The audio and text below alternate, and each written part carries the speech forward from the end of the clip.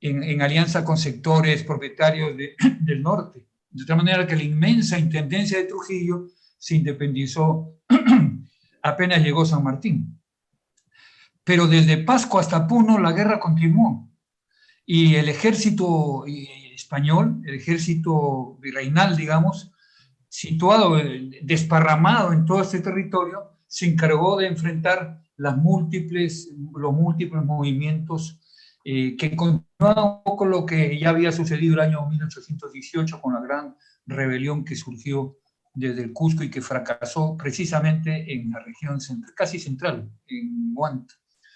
Pero esa continuación virreinal hasta el 24 tiene un foco central en la región central y es allí, en este espacio, donde se acumula la mayor cantidad de enfrentamientos que podemos registrar a lo largo, desde el 21 hasta el 24, de las montoneras y de las activas participación, de la activa participación de estas montoneras, tanto derivándose hacia las quebradas de la costa como circulando entre los valles, derrotadas una y otra vez por el ejército español, por el ejército virreinal.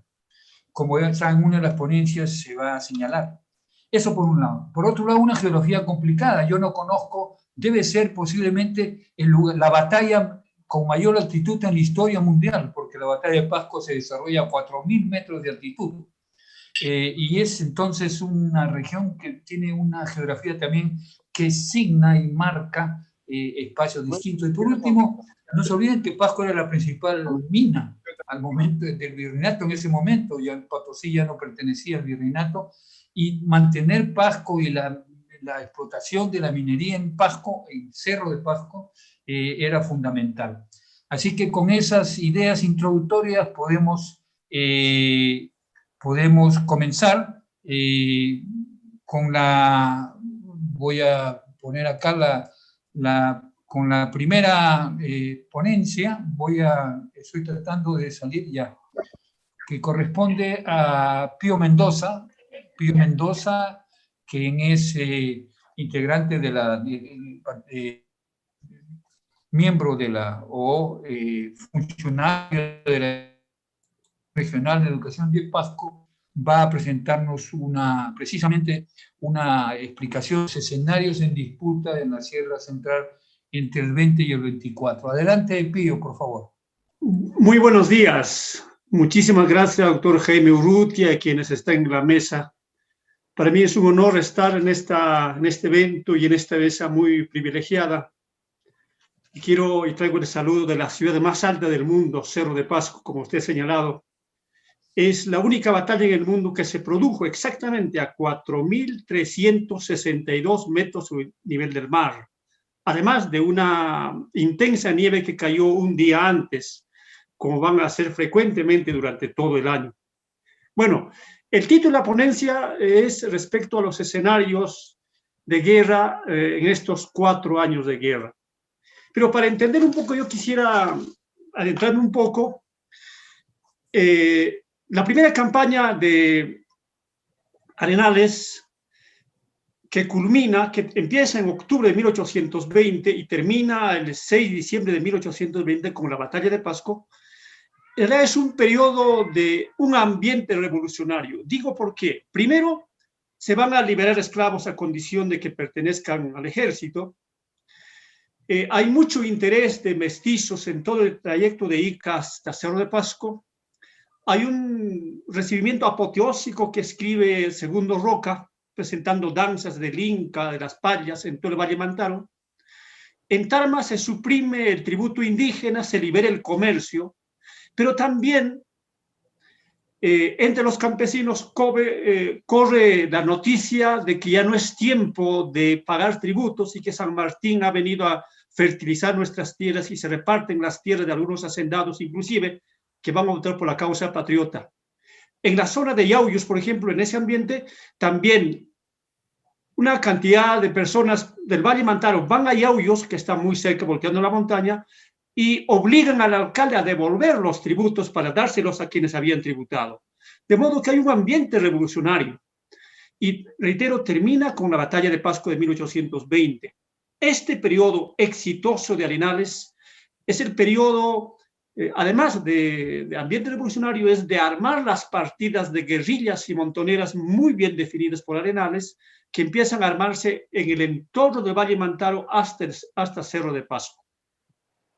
Sin embargo, Arenales de Pasco se retira a Huaura en el encuentro con San Martín y los realistas se reagrupan en Ica y hacen el mismo recorrido que hizo Arenales. Se restaura la administración colonial con masacres de indios, más de 500 en Azapampa, Huancayo, 29 de diciembre de 1820, meses después en Concepción, en Ataura, Tarma vive el peor suspenso, habiendo declarado la independencia, retorna a la causa patriota, a la causa realista, llegan a Pasco en abril de 1821, van a ahogar, saciar su venganza, degollando a una heroína sereña, María Valdizán, que ya está bastante reconocida. Es decir, de una exitosa campaña de Arenales se restaura con mucha violencia hasta abril de 1821. Esta noticia llega a oídos de San Martín y envía y encomienda a Arenales para empezar la segunda campaña de Huaura, Ollón y por el mismo recorrido, pero en sentido contrario, a Cerro de Pasco, Tarma, Jauja, el Valle Mantaro. Terminando esta contrarrestauración, diríamos, hasta julio de 1821, en que San Martín ordena, a pesar de la resistencia y de la propuesta diferente que tiene Arenales, de retirarse a Lima. Digo porque es necesario brevemente este comentario. Arenales, que se había ganado la amistad de los pueblos por la experiencia que tenía con los pueblos del Alto Perú, de haber tratado muy bien su disciplina, su honestidad, de un hombre sencillo, de haber aplicado la estrategia de los piquetes porque vio la debilidad realista, se había ganado el cariño de los pueblos de la Sierra Central y armaba más 2.500 hombres con soldados peruanos y además poseedor de este amplio recurso del Valle Mantaro.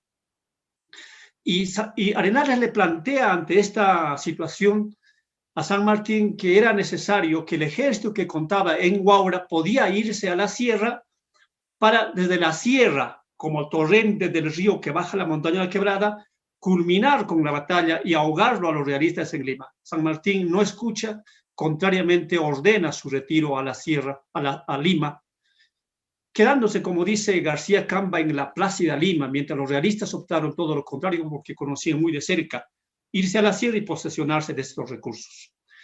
A partir de estas decisiones contradictorias, el escenario de guerra queda de la siguiente manera. Voy a ser breve.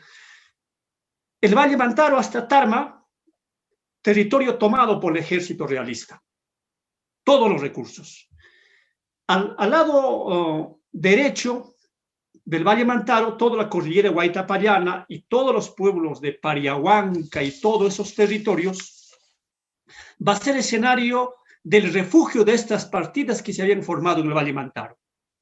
Un tal Morales, va a estar mucho más tarde Tadeo Telles, que no sé el origen de qué país, de qué parte de América viene, pero lo cierto es que las partidas de estas alturas de Pariahuanca, de Comas y otros pueblos van a participar, unas a favor, pero sobre todo con el apoyo de algunos hacendados como un tal Venturo Ugarte, que le va a hacer mala pasada a estas partidas, favoreciendo a los realistas.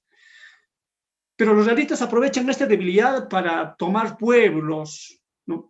Vengar con algunas partidas, pero cabe destacar el dinamismo de estos pueblos de la cordillera de Huaytapallana, a Francisco Valdeón, a Pascual Orén, extraordinario espía del Valle Mantaro, pero trabajando en la zona norte, en la montaña, al cura muy querido en esta zona, José Estanislao Cárdenas, amado por el pueblo, dicen las notas, las partes de guerra, a José Manuel Torres, y mucho más tarde aparece en este territorio José Fernández Prada, del que aún no tengo identificado de qué zona es.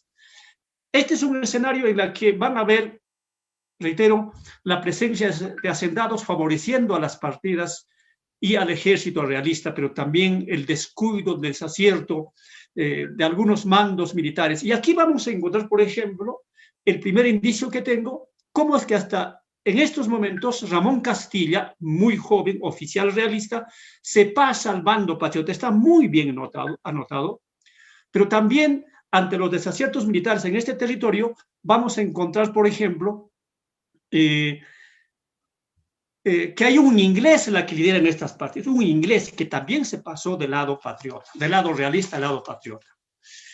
Vamos a ver el otro escenario históricamente diferente, que es al otro lado de la cordillera, Yauyos. Yauyos es en realidad una zona extraordinaria, y allí muchos pueblos como Huantán, Aquicha, y numerosos pueblos, y las que nos presentan una relación de 10 comunidades armadas con sus partidas, van a presentarse, pero en este territorio no encontramos algún indicio de algún hacendado que se oponga a la causa patriota. Contrariamente, las comunidades se preparan e incursionan al Valle Mantaro para fustigar o pues impedir el avance realista. Vienen hasta Chongos, hasta Mito, hasta Chupaca, a Cincos. Lo hacen porque también los realistas con el ejército incursionan a esta zona volteando la montaña, pero sobre todo es la presencia de las montoneras realistas que son de Chongos, no se señala si es Chongos bajo, Chongos alto, la montonera de Chupaca por algún tiempo, que incursionan a esta zona de Yauyos para posesionarse de los recursos que tiene. De modo que es una zona muy dinámica, pero que este pueblo está muy bien animada en esta causa del que ellos llaman el sistema de la independencia. Aquí sobresale el pueblo de Tomás y varios personajes como los Vivas, los Aliagas, entre otros. Otro escenario de guerra está al otro lado, pero en la misma flanca de la cordillera occidental de los Andes.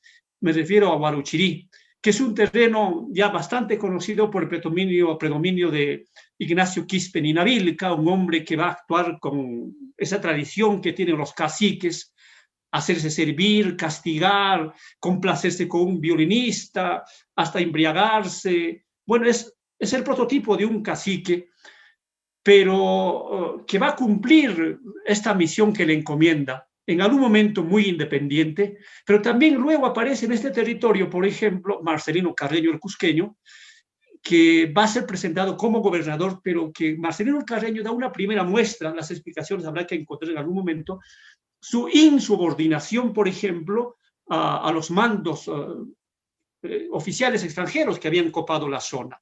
De modo que hay una denuncia, hay una queja contra Ninavilca por los abusos, pero también contra Marcelino Carreño porque descubre las misivas que hacían directamente a San Martín, había ordenado a sus mandos de abajo para no hacer caso a otros mandos que no sean indígenas o peruanas, pero hay una queja permanente y termina este proceso de odio, de mirar con animadversión a Carreño, es en esta carta donde escribe un americano de compararlo pues con el indio, ¿no? Que tenga, bueno, el rostro más indígena, que no es necesario decirlo ahora.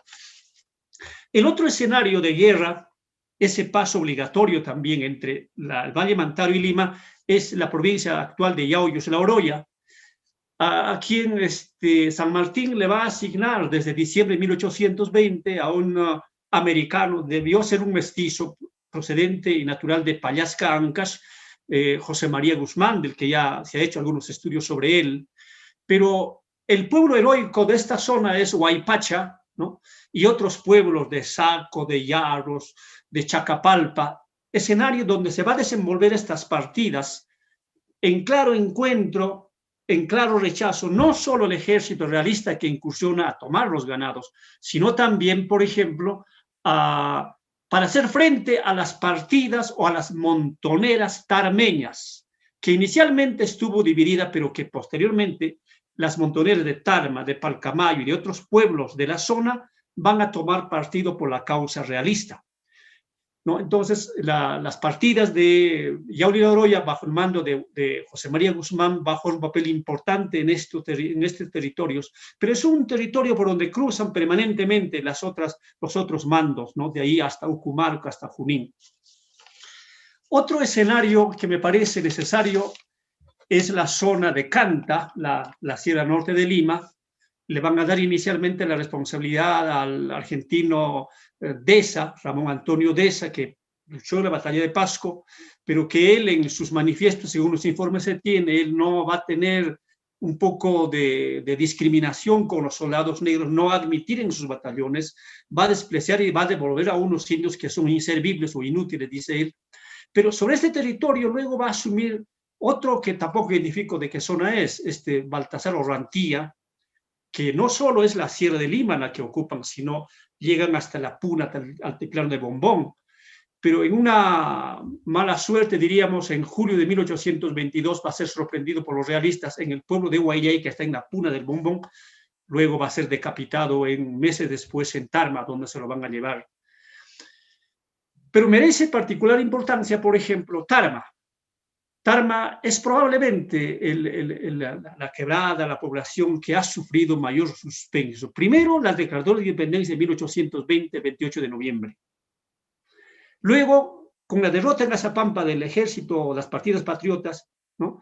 El ejército realista vence y los fugitivos, los negros que conformaban hasta entonces el ejército patriota, van a volver a Tarma alentando, vivando al rey, y el pueblo tarmeño vive sus peores momentos. Los negros incitan al saqueo, la población de Tarma reacciona, hay asesinatos. La esposa de argentino, pero nacionalizado, diríamos tarmeño, Francisco de Paula Otero, él está fuera, su esposa le manda cartas, por eso conocemos estos hechos. Hay una desesperación total en Tarma, inclusive los mismos que juraron la independencia el 28 de noviembre, ahora van a mandar una misiva hasta Huancayo a encontrarse con Ricafort para solicitar de que vengan a Tarma para mantener la tranquilidad y poner orden, ¿no? El pueblo cambia fácilmente. Pero Tarma no queda ahí, sino que recobrado Tarma en la posesión realista, muchos meses después, desde mayo, Álvarez de Arenales de Ollón pasa a Pasco y va nuevamente a entrar a Tarma y castigar a quienes habían apoyado a los realistas.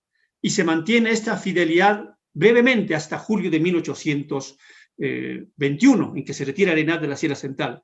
Y Tarma nuevamente cae en poder en la administración realista, y desde ese momento las partidas de José María Guzmán, tantos planes de entrar hasta las puertas de Tarma, las montoneras de Nicolás Zárate desde Junín, las montoneras de Cipriano Peñalosa desde Junín, de José María Fresco desde Paucartambo entrar a Tarma, un poco para tomar.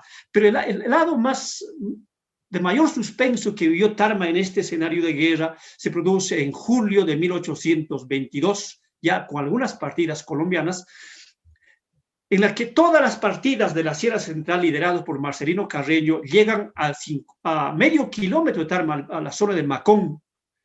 Bueno, pues una fuerza superior conformado por las partidas de toda la Sierra Central no se logra porque la columna de Huánuco, antes de entrar, probablemente por algún desacierto de sus jefes, se pasa al lado realista, de modo que este es un asalto frustrado a Tarma en julio de 1823. Ahora, de Junín, que es la zona de frontera, hasta Cerro de Pasco es el altiplano del Bombón, una unidad geográfica, pero una zona donde hay pueblos históricamente diferentes, los Junín, los Chinchaycochas. Más al norte, donde está Pasco, los Yaros, que son territorios diferentes. Además, Cerro de Pasco es una zona absorbida por la minería, por más de 40 haciendas trabajando con servidumbre, las haciendas mineras y agropecuarias. Este escenario de la zona de la altiplano de Bombón en realidad va a ser objeto de 1821 de mayo hasta abril de 1824, por lo menos se han registrado 12 incursiones realistas del ejército profesional desde Tarma, ocasiones en las que Junín en mayo de 1821 va a sufrir su primer castigo, van a incendiar la población con argumentos que no tienen sentido por los realistas, pero luego van a arrasar Caruamayo, al pueblo de Inajaja, Villa de Pasco, Cerro de Pasco, y los realistas van a destruir la producción de mineras porque es una zona declarada independiente, pero que es zona vital de influencia realista para no solo destruir la producción de la plata, que se había instalado las modernas bombas que se habían traído de Inglaterra, el mismo Richard Traventí, que estuvo aquí en 1817 instalando para desaguar las minas y producir, ¿verdad? En 1820 estas minas producían el 65% de la plata del virreinato. los españoles tuvieron esa idea de destruirla. Pero los realistas no solo subieron al altiplano Bombón a destruir las minas, sino a castigar a estos rebeldes que estaban regados en toda la zona, pero sobre todo para apoderarse de los miles de cantidades de ganado lanar y vacuno, como dicen todas las fuentes. Es una zona productora de ganado. De modo que Cerro de Pasco es otro de los pueblos que ha sido fuertemente castigado. Hay mucho martirologio en la zona. Como dije, de María Valdizán en 1821 fue degollada, otras mujeres violentadas, más de 700 montoneras masacradas en diciembre de 1821, y así sucesivas incursiones. Un pueblo que entregó todo a pesar de su riqueza. Contrariamente a este plan, al plan de Bombón, que merecería un largo diálogo, Huánuco jamás fue tocado por los realistas, nunca llegaron, porque Pasco era la frontera. Estratégicamente termina el altiplano de Bombón y inician las quebradas para ir hacia el norte. Si pasaban los realistas, como era el plan, seguramente las montoneras de Paucartambo, de la quebrada de Huariaca o de Yanahuanca, habrían aprovechado estas profundas quebradas para derrotarlas, y los realistas jamás se atrevieron a pasar Huánuco, de modo que Huánuco era más bien el lugar del reposo, del descanso, del placer también, como anotan todas las partes de guerra, hasta 1824. Lo del sur de este Valle Mantaro, entre Huancavelica y Ayacucho, hay bastante información que no la he trabajado, pero son escenarios que se presentan de distintas maneras por razones históricas e intereses de sus poblaciones, pero sobre todo por las condiciones en las que se presentan en esos momentos. Termino aquí, doctor Jaime. Muchísimas gracias. Son 18 minutos, 40 minutos. Gracias Pío, gracias por ceñirse al tiempo. Nos ha complejizado la visión de una región. Primero subdividiendo los subespacios dentro de la región, que hay que entenderlo porque cada uno tiene un comportamiento distinto y es una realidad distinta. Y segundo, para demostrar que como decían en la mesa que he visto en la costa, considerar a alguien traidor o patriota es algo sumamente relativo. Es decir, aquí no hay ni liberal, conservador. Ese mundo maniqueo es muy complejo, es difícil de aplicar aquí, donde las afiliaciones y las pertenencias son de otra naturaleza. Ahora le vamos a dar la palabra a Nuria Sala, que es una historiadora puedo decir catalana, para no decir española, porque esto le da una visión regional a su participación. Nuria, ¿me estás escuchando? Ahora sí te escuchamos, Jaime. Sí, bueno, me quedé en medio de la presentación de tu exposición. No sé si han escuchado que vamos a escuchar ahora tu visión, que es una visión de los ritmos, más que de los espacios, de los ritmos del proceso de independencia en el centro-sur andino. Tiene la palabra Nuria. Ya. Voy a intentar compartir. Yo el Zoom en España lo utilizamos poco, espero que no tenga problemas. Porque ¿ven algo? Porque yo no veo nada. Sí, sí se puede ver. ¿Están viendo? Porque yo no veo nada, ¿eh? Me avisen, por favor. No, se ve muy bien, Nuria. Ya, tienes que agrandar nomás la imagen si es posible. Sí, pero estoy intentando un poco a la izquierda ahora. ¿Cómo lo ven ahora? Bueno, está bien, pero no se ve todo entero, pero... Pero es que yo lo veo a pantalla completa, ese es el problema. No, aquí no, abajo en la copita no puedes activar ese signo que está junto al tamaño y que te da la visión entera. Abajo de la lámina, a la derecha de la graduación. No, ahora es peor porque a mí me apareció una pantalla y tengo miedo que no me vaya. Bueno, entonces continúa nomás ahí porque No, es que ahora ya no veo cómo compartir, ahora es peor. Ahora es peor, no veo cómo poner, no me sale nada. Nuria, si gustas, envíame por aquí, por el chat interno, la presentación y yo la comparto. ¿Y cómo te la mando? No tengo ni la más remota idea de cómo hacerlo. Yo el Zoom no lo utilizo. En España no utilizamos el Zoom. Ok. Por tanto, no sé cómo hacerlo. No tengo idea. Y además ahora mismo se me desapareció todo. Puede salir y volver a entrar, Nuria. Es lo Creo que mejor. es lo que voy a Sí. hacer. Hola Hoy. Nuria, ¿qué tal práctico. Nuria? Deja de Hola. compartir y vuelve a compartir otra vez. No. Deja de El compartir. problema es que ahora Janet, ¿puedes cortar el compartir en la parte superior? no veo nada. Ok. Me Sí, van a yo lo perdonar, corto. pero es mucho peor. Deja de compartir. No, es que no veo nada. Es que no me entienden. No veo nada, me desapareció la pantalla. Estoy viendo solo las imágenes chiquititas. Con lo cual, simplemente no veo nada. Ahorita te ayudamos, Nuria, no te preocupes. No. Yo voy a intentar hacer algo, pero no puedo hacer nada en este momento. Ni siquiera cerrarlo. No, había que haber hecho un ensayo previo para los que no utilizamos el programa. Querida Nuria, de repente, si haces doble clic en la pantalla, lo que ha pasado es que se ha puesto la imagen en toda la pantalla. Haz doble clic sobre la imagen, cualquier lado de la imagen. Ahora encontré que me apareció en mi segunda pantalla, me apareció algo. Voy a intentar pasar mi pantalla 2, pero yo no les veo, ese es mi problema. Por tanto, yo no veo nada ahora. Y me ha pasado antes y me está pasando ahora. He salido, he vuelto a entrar y yo he dejado de ver cualquier cosa. Ahora, vuelvo a ver. Ya lo dejé de compartir. Ahora vuélvela a compartir, Nuria. Abre nomás como está la presentación, como estaba. Vuélvela a compartir nuevamente. El problema es que necesito... A ver. Yo comparto mi segunda pantalla. No, yo no veo nada. Listo. Nosotros vemos el PPT. Sí, ya está, doctora Nuria, ya está. Ya, ¿lo ven todo completo o en parte? Lo vemos sí, completo. se puede ver, con... se puede ver. Se ve bien. Si lo pueden ver, yo preferiría así porque hay mucho mapa y sin mapas no se puede entender lo que digo. Ya, yo no les veo, pero ya no pasa nada. Voy a intentar ceñirme a 15 minutos, porque me comí yo el tiempo que hará falta para otros ponentes. La reflexión que quisiera plantearles es una suerte de imagen de los cambios regionales que se producen sobre todo en el centro-sur.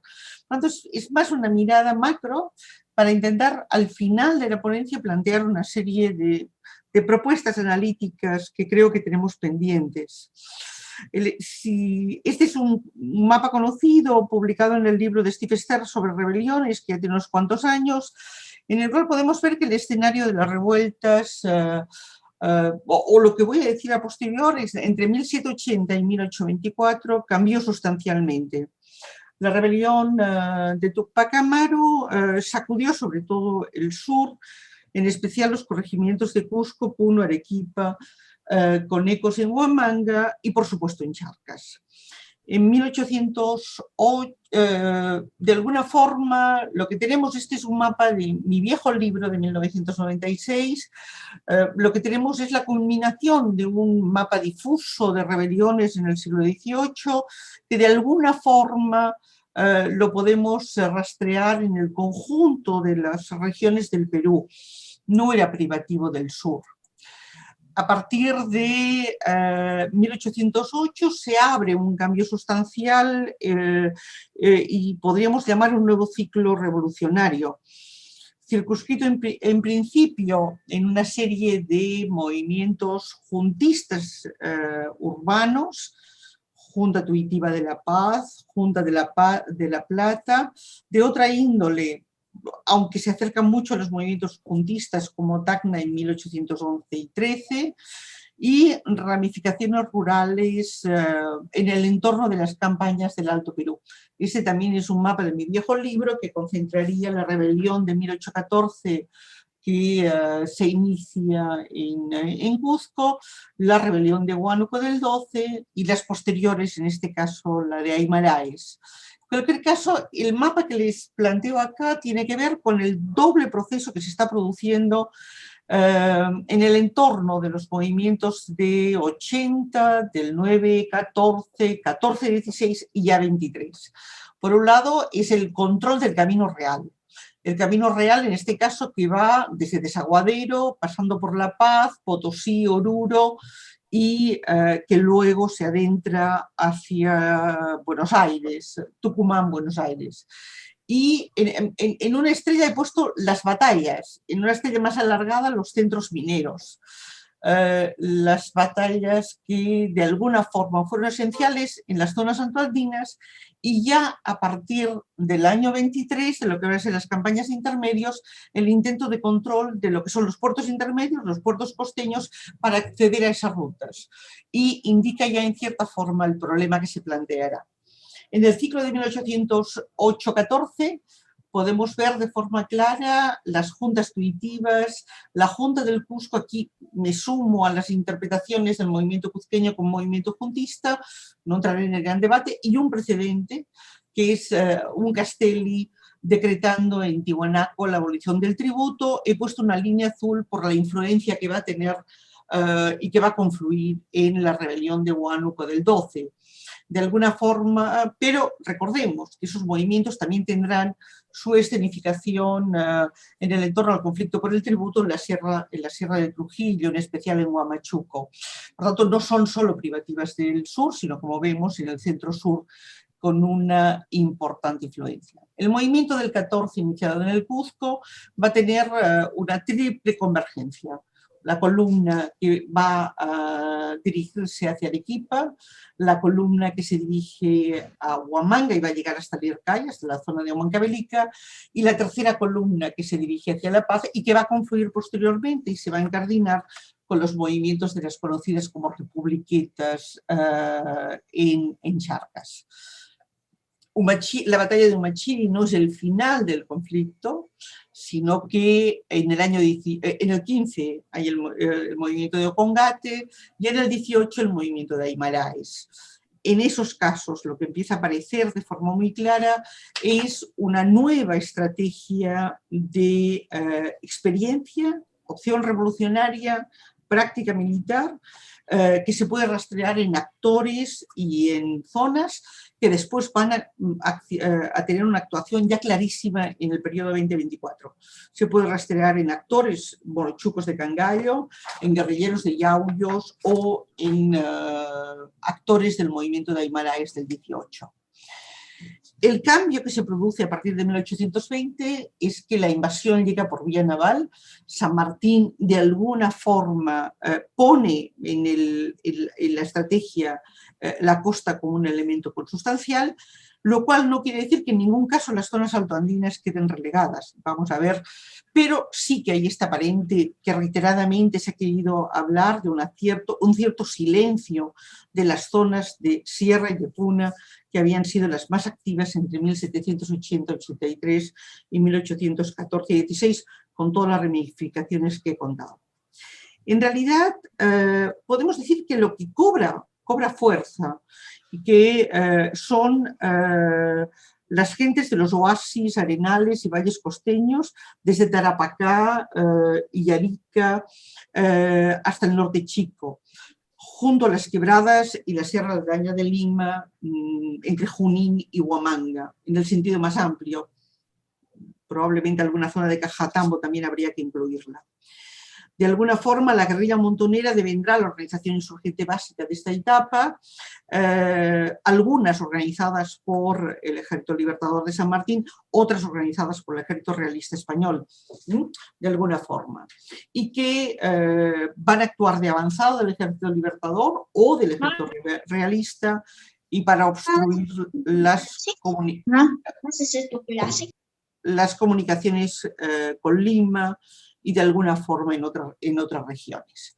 Los mapas sobre la importancia de la costa están en todas las memorias militares del periodo, de una fidelidad impresionante, lo cual nos indica hasta qué punto era importante ese control de las rutas costeñas. Por supuesto, si observamos la primera campaña de Arenales o la segunda campaña, nos damos cuenta de cómo se convierten en esenciales y estratégicamente fundamentales las grandes vías de penetración desde el valle del río Cañete hasta el valle del Huaura, con evidentemente Chancay y Rímac en los intermedios. Van a ser los lugares fundamentales de conflicto y donde todos tenemos en el imaginario, donde van a emerger los grandes movimientos guerrilleros de lucha por la independencia. Espero que ustedes los conozcan bien, pero hasta hoy día regiones de una gran dificultad de comunicación, con valles encañonados, con sierras escarpadas, con una gran dificultad de comunicación y que de alguna forma van a ser determinantes en todo el proceso de conflicto que se va a dar en toda la Sierra de Lima, más o menos entre 1820 y 22, pero que de alguna forma se va a sostener hasta el 24. Recordemos en las dos entradas del ejército español en Lima, que en años posteriores va a haber. El conflicto fundamental va a ser el control del valle del río Cañete. Me parece que es clave.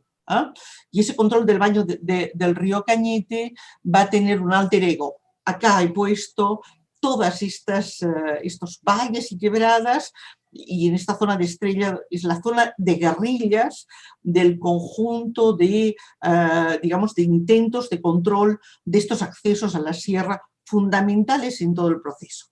Quisiera solo hacer una reflexión de conjunto, quizá contracorriente de las interpretaciones que se han hecho.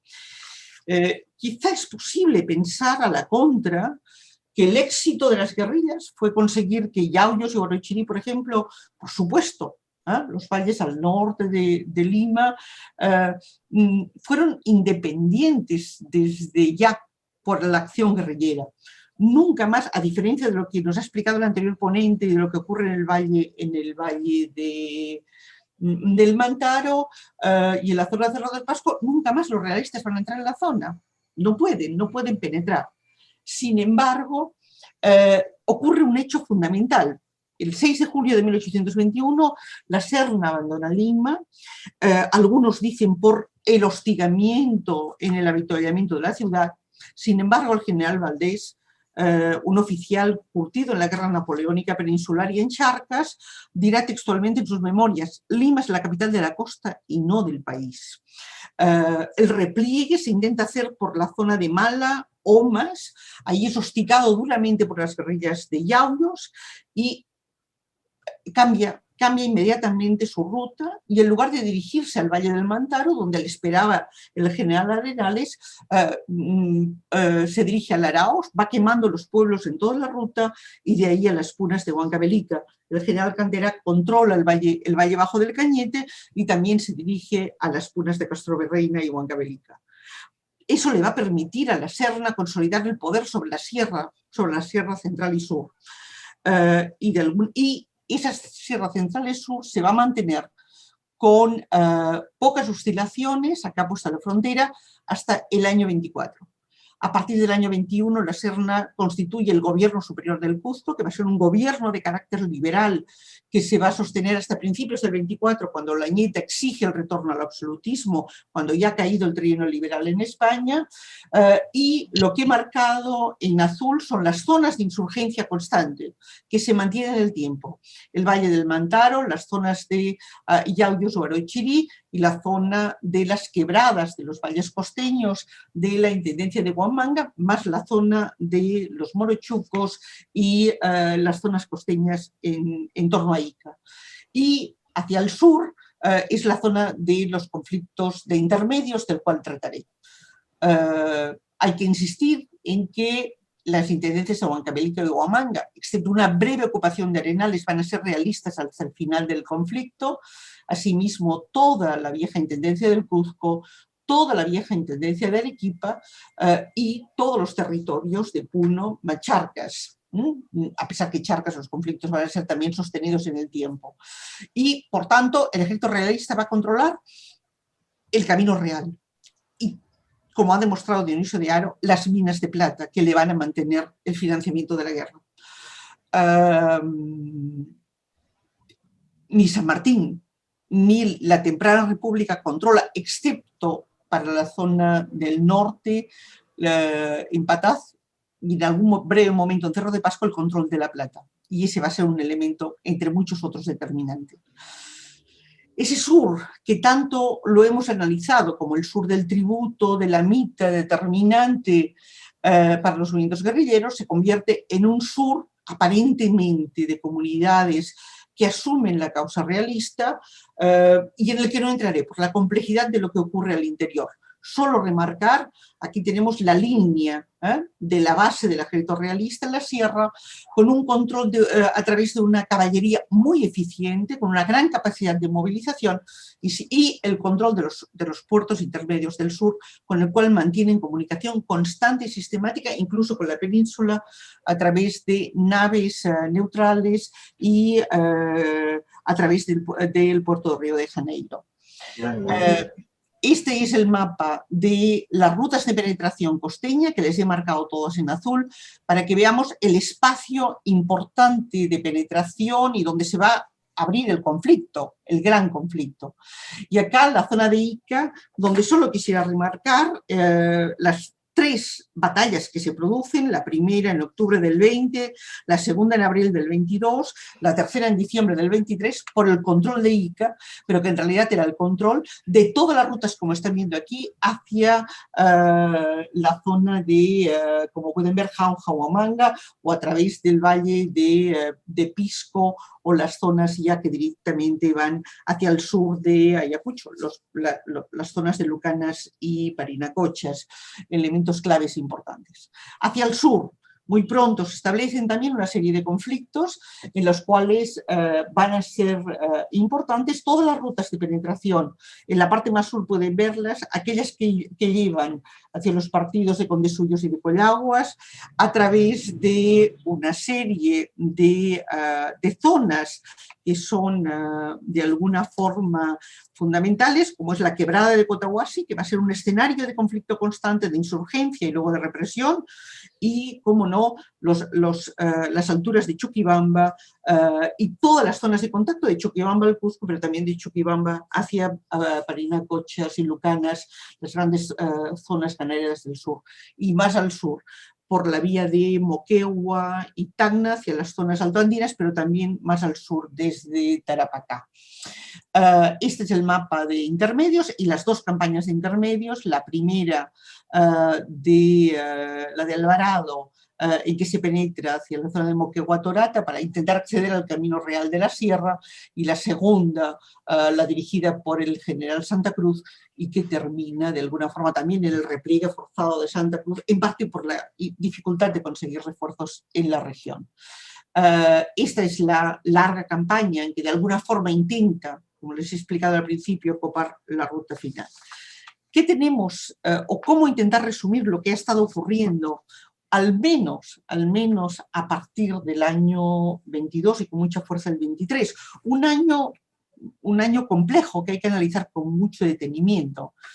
23 es el año que definitivamente San Martín se va, es el año del intento de construcción de una, digamos, de una república ya con el Congreso Constituyente, con la presidencia de Ribagüero, es el año de la llegada de Bolívar y es el año en que después de las victorias de las 2 campañas intermedias parece que el ejército realista consolida su poder sobre el sur. Pronto va a ocurrir lo contrario, pero eso ya va a ocurrir en el 24. El 23 es un año a repensar de alguna forma por la multiplicidad de elementos que se plantean.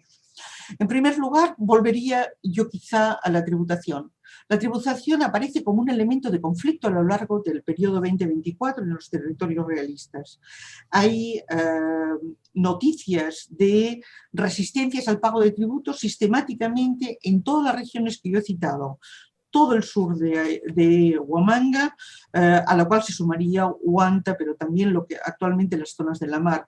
Habría que sumar también zonas de Cuzco como Tinta o zonas de Puno como Lampa. Y también el ejército realista utiliza el indulto de tributos como un elemento de pacificación.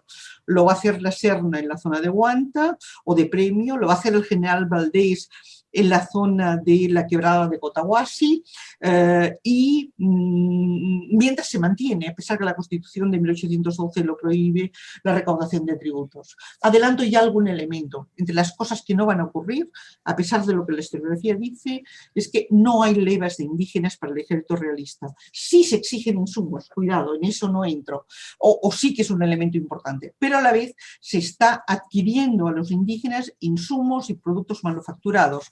Ahí hay un elemento muy complejo de analizar del papel que van a tener esas comunidades del sur.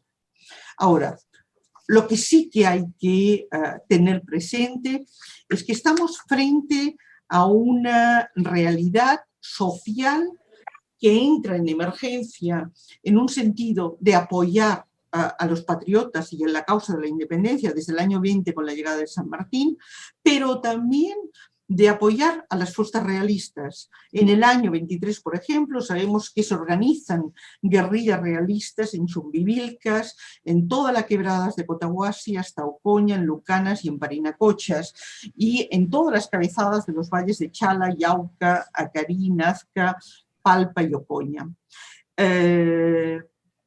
¿Qué son esas zonas y qué gentes vivían ahí?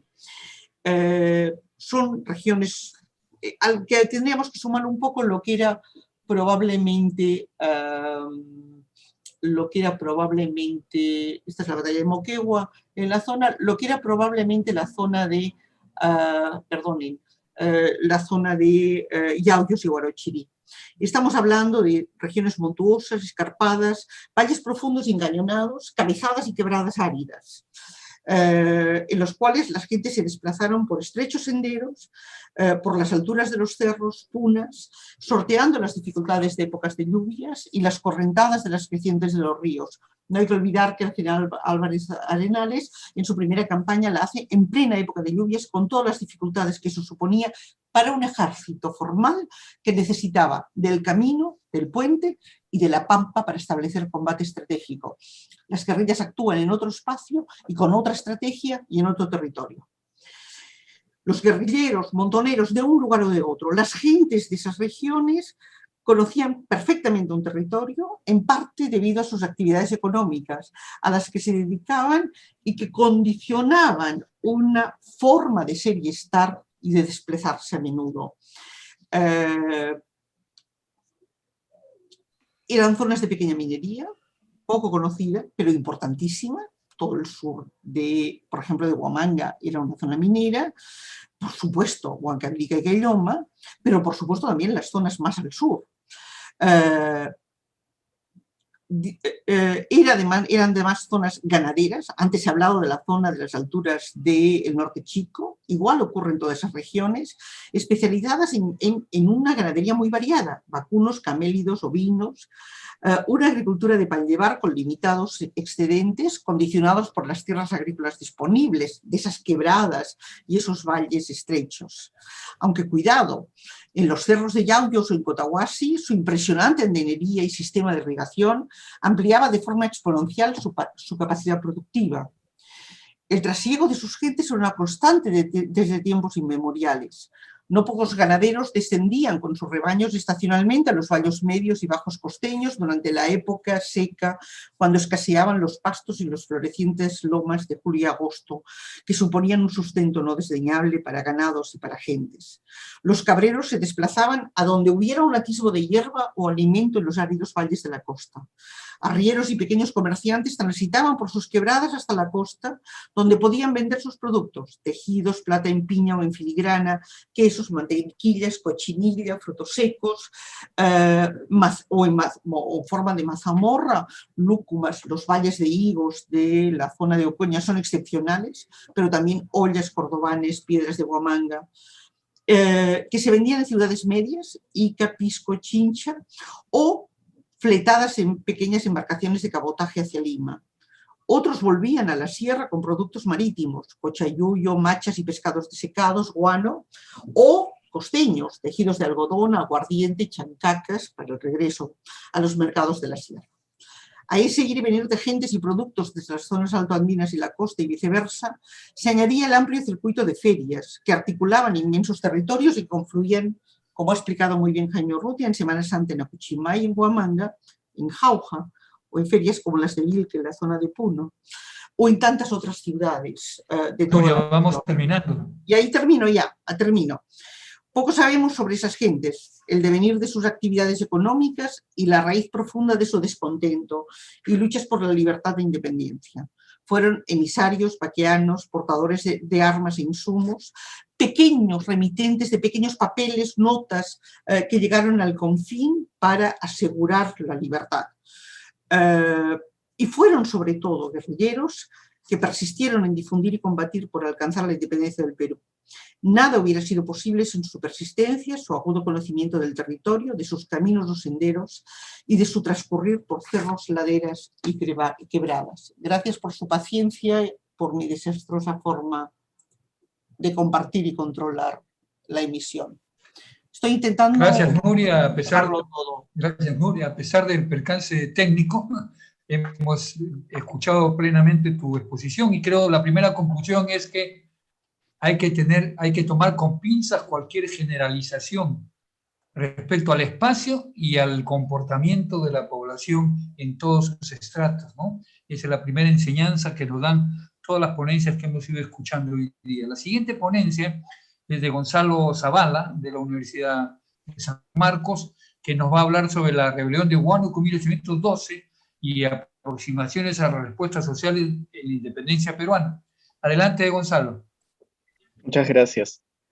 Quería empezar primero saludando a toda la mesa y a todo el público, señalando que lo que quiero comentarles hoy día tiene dos tipos de aproximación. Una más bien de casi una descripción de ciertas aproximaciones que hubo frente a la rebelión.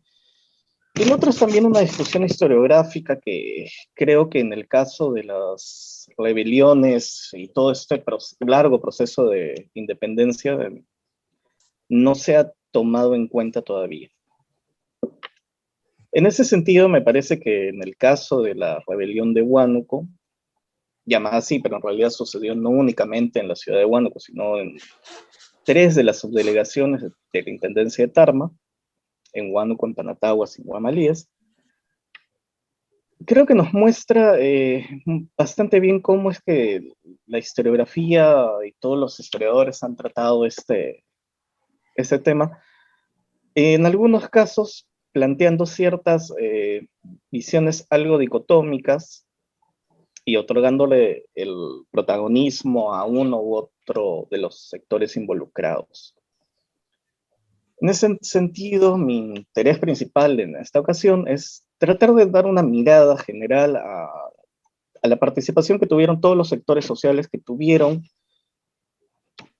algún tipo de, no participación, pero sí que estuvieron involucrados de alguna u otra manera en esta rebelión. Aseverando en principio que no todo el mundo, en el caso de la ciudad de Huánuco específicamente, no todo el mundo estuvo a favor de la rebelión y al no estar a favor necesariamente hizo algo contra esto. En ese sentido voy a tratar de rápidamente describir un poquito la rebelión, cómo ocurrió. En primer lugar hay que tomar en cuenta algo importante, y es que tras las reformas borbónicas, la ciudad de Huánuco perdió la importancia que tenía en, digamos, toda la división geopolítica del virreinato. Dejó de ser el centro, digamos, entre comillas, del gobierno de toda esta región, para pasar a ser una subdelegación que dependía de una villa relativamente lejana y que no era, digamos, en sentidos simbólicos, no era tan importante como la ciudad, o al menos eso lo pensaban muchos de los vecinos de esta. Asimismo, tuvo que recibir a un grupo relativamente importante de autoridades foráneas que traían su propia burocracia, entre comillas, y sus propias redes de relaciones. Esto creo que es importante para empezar a pensar también el rol que tienen, en este caso, y la relación que va a tener los propios habitantes de la ciudad con la rebelión expresamente. La rebelión empieza la madrugada del 23 de febrero del año 1812, cuando desde la zona de Panataguas, que es parte de la ceja de selva de toda esta región, grupos de indígenas de varios pueblos de Panao, de Pillao, van a acercarse hacia la ciudad de Huánuco con una intención precisa, que es la de expulsar a las autoridades españolas y a los españoles residentes en la ciudad. Se conoce, gracias a algunos asistentes del subdelegado de Panataguas, esta gente está avanzando, así que se decidió enviar a un grupo de personas un contingente de tropas para detener a estos sublevados. Hay un primer enfrentamiento, la tropa de milicias pierde, hay unos cuantos muertos, y al llegar con la noticia de que estos indígenas están avanzando y que están reclutando más gente de las haciendas, más indígenas de las haciendas que rodean la ciudad de Huánuco, las autoridades toman una primera decisión que es muy llamativa, y es que deciden abandonar la ciudad. Tanto los subdelegados como el alcalde de la ciudad y el subdelegado de Panataguas y otros vecinos deciden abandonar la ciudad rumbo a Cerro de Pasco. Y esta decisión tiene una lógica bastante simple, y es que en Cerro de Pasco estaba la caja de todas las subdelegaciones. Es decir, el dinero se encontraba ahí. La ciudad queda indefensa, las milicias que tenían no se enfrentan nuevamente a estos rebeldes, y empieza un saqueo que es dirigido a ciertas casas y a ciertos negocios, principalmente de autoridades y de españoles. No se saquean iglesias, excepto que se entra, más no se saquea del todo, la iglesia de San Francisco, porque se decía que ahí se guardaban la pólvora y los rifles de toda la guarnición.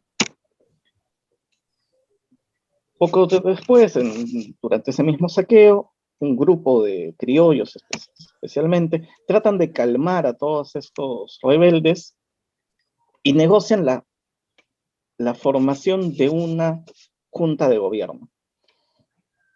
Esta junta tiene una particularidad porque, si bien está dentro de este momento de establecimiento de juntas, en realidad no termina de cuajar como una junta, como ocurre en los casos del Alto Perú o en el caso de Quito. Más bien tratan de elegir unas autoridades nuevas, con Domingo Berrospi como nuevo subdelegado y justamente Juan José Crespo y Castillo como teniente general. Y aquí empieza una cosa bastante interesante, y es que Berrospi empieza a tomar un juego diferente. Primero encarcela a uno de los líderes más importantes de esta rebelión, José Contreras, y finalmente lo manda a degollar y manda desaparecer el cadáver. Al mismo tiempo que envía una carta al virrey Abascal, donde indica que en realidad lo que estaba tratando de hacer esta junta no es ni separarse ni ninguna de estas cosas, sino que estaba tratando de llenar este vacío de poder que había ocurrido tras el abandono de las autoridades después de la llegada de los rebeldes. Esta carta es interceptada y Berrospi es removido de su puesto, es encerrado y se declara y se nombra a Crespo y Castillo como autoridad única de todo este momento. Al mismo tiempo que ocurría esto, desde, digamos, el gobierno central, el virrey y el intendente de Tarma empiezan a planear una contraofensiva bastante grande. Para esto, el día 5 de marzo, unos pocos días después de haberse tomado la ciudad de Huánuco, estos españoles que habían huido hacia Cerro de Pasco, junto con un grupo de 100 voluntarios de la ciudad, tratan de expulsar a estos rebeldes. Hay un segundo enfrentamiento en la villa de Ambo, una ciudad cercana a Huánuco, donde son derrotados nuevamente. Esto llevó a que todas estas fuerzas que estaban siendo comandadas por González de Prada, intendente de Tarma, avanzaran con mayor rapidez. Hay un tercer y último enfrentamiento hacia finales el mes, más o menos el 18, 19 de marzo, las fuerzas del intendente logran sobrepasar a los rebeldes y estos se escapan y el intendente Tarma entra tranquilamente a la ciudad de Huánuco una semana después de este enfrentamiento, encontrándose con que la ciudad ha sido abandonada por los rebeldes, estos han huido, y aquí empieza un fenómeno interesante. Primero, el intendente Prada trata y consigue, en su mayoría, de capturar a todos los rebeldes que habían escapado, y a la vez que empieza unos interrogatorios que van a durar casi 4 meses, desde marzo, casi abril, hasta septiembre que empieza el juicio contra estos. Y esto es interesante porque es el propio intendente quien va a llevar a cabo estos interrogatorios, con una serie de preguntas establecidas desde Lima, pero adicionando algunas que son de su interés principal, especialmente la pregunta sobre si es que Castelli tenía algún tipo de relación con esta rebelión, algo que a González de Prada le interesa mucho. No hay que olvidar que en diciembre del año anterior, en diciembre de 1811, él ya ha hecho una primera averiguación secreta en Tarma sobre algunas noticias de extranjeros, se les llama extranjeros o argentinos, gente blanca de ojos azules y rubios, que venían a caballos con algunos papeles y que decían que Castelli estaba por llegar y que el rey había muerto, varias cosas. En el caso de los interrogatorios que ocurren en Huánuco, es una pregunta que es muy importante y que introduce González de Prada. Tras este juicio que ocurre posteriormente, se acusa y se condena a algunos de los líderes, a Crespo y Castillo, Norberto Aro, José Rodríguez, se les decapita, algunos se les manda a presidios. En el caso del cura Marcos Durán Martel se le destierra a Ceuta. Y respecto a los indígenas ocurre algo bastante interesante. Y es que los alcaldes de indios envían una carta al virrey Abascal donde señalan, más o menos, que habían sido engañados y que debían ser perdonados por su condición de indios. Y que era bastante fácil engañarlos, pero que ellos respetaban al rey y que alguien les había dicho que había ocurrido otra cosa. Eso es a grandes rasgos lo que ocurrió en esta rebelión. Ahora, considero que es importante, y esto es algo que en nivel historiográfico no ha ocurrido del todo, es analizar cuál fue el rol de la participación de todos los grupos sociales que existieron durante la época virreinal, e ir más allá de esta posición, digamos, de división triple de existencia, es decir, que existían indios, existían criollos o existían españoles, e tratar de incorporar variables distintas, porque esto nos va a ayudar sobre todo a comprender mejor, creo yo, las motivaciones y las relaciones que se produjeron justamente en estos momentos. En el caso de la rebelión de Huánuco, considero que es importante introducir nuevas consideraciones a estos sectores tradicionales. Por ejemplo, nombrar que existía una larga tradición militar en el caso de los criollos, que no ha sido tomado en cuenta. Por ejemplo, en el caso de Domingo Berrospi, él llevaba para el año 1812 22 años siendo miembro de las milicias de Huánuco. Su padre llevaba más o menos unos 50. Y eso se puede explicar un poco el rol que toma como líder de esta primera junta, pero también hay que tomar en cuenta el rol que tenía tanto como hacendado, como procurador de la ciudad, y como miembro de esta élite regional y local que lo salva, por ejemplo, en este caso, lo salva de la muerte directamente. Es algo que, por ejemplo, no se ha explicado del todo, que esta detención de Berrospi no le significó ninguna digamos, ningún daño permanente para él o para su familia.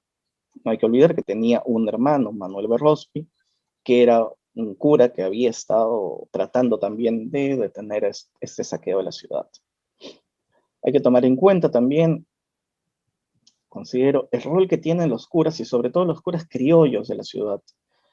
En el caso, por ejemplo, de Marcos Durán Martel, este no solo era un cura agustino, no solo estaba relacionado mucho con los indígenas, ya que sabía y conocía el quechua de la región, sino que también tenía una hacienda, especialmente una hacienda que sembraba tabaco. Y este se vio afectado directamente por